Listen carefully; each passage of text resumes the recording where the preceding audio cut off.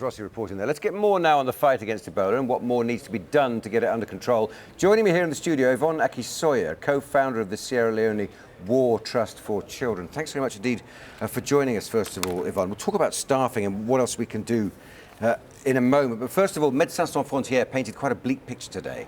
And they said really that a lot of this is too little, too late, that nothing will filter through for at least a month, maybe 6 weeks. That's put a lot of hopes back, I think. People have realised perhaps a little more the enormity of the need for containment in West Africa and how the situation has got so far. Yeah, that's absolutely right.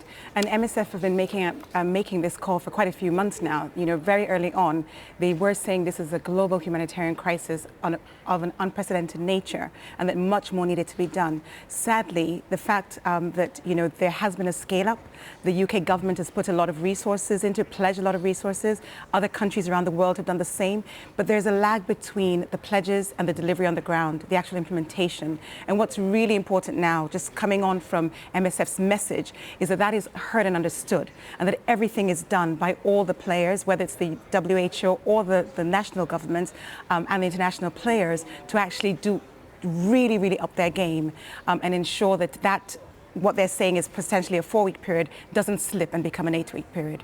Just a couple of weeks ago, NHS, they said they had 600, maybe now 700, I understand, volunteers ready to go. They might not all become volunteers to go out there, but how's that recruitment drive going? Right, so what the NHS has done, what the UK government has done, is made it possible for NHS employees to volunteer to go. There's a process where they register with UK Med, which is part of, funded by DFID, but part of the University of Manchester. They register with UK Med, and from there on, they begin a process of assessment and eventually potentially deployment. But like you say, having them on the register, people having signed up, doesn't mean they're actually going to go all the way through. So it's really critical, and you know what we've been doing with SWT, with the Sierra Leone Diaspora Task Force, is actually pushing to increase those numbers. We increase them at least by a factor of 3-4, because for every 5 people who register, it may well be that only 2 or 3 actually eventually go all the way down through to coming on board. How can the Sierra Leonean community here in the UK play into that? Right, so we've actually been messaging to the Sierra Leonean community. There are many, hundreds of potentially thousands of nurses, doctors who are of Sierra Leonean origin, African origin. Of course, we're not limiting it. We really want everyone, but we're really saying to Sierra Leoneans, Africans, you know the language, you know the culture.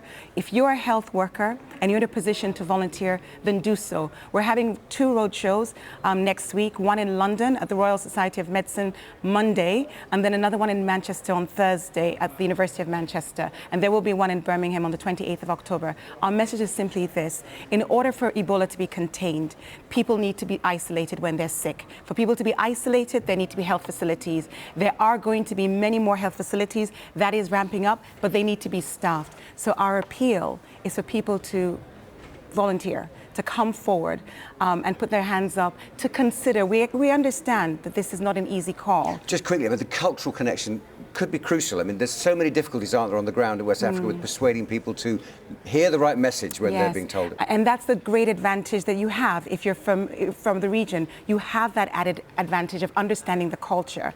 And this is, you started off at the beginning saying, how bad is it? It is really bad, and it needs to be stopped. The only way it can be stopped is for us to get more people there in those facilities, treating the patients so we can contain the spread of the disease. A4NT0UZQ Aki-Sawyerr, thanks very much indeed for coming in and talking to us this afternoon.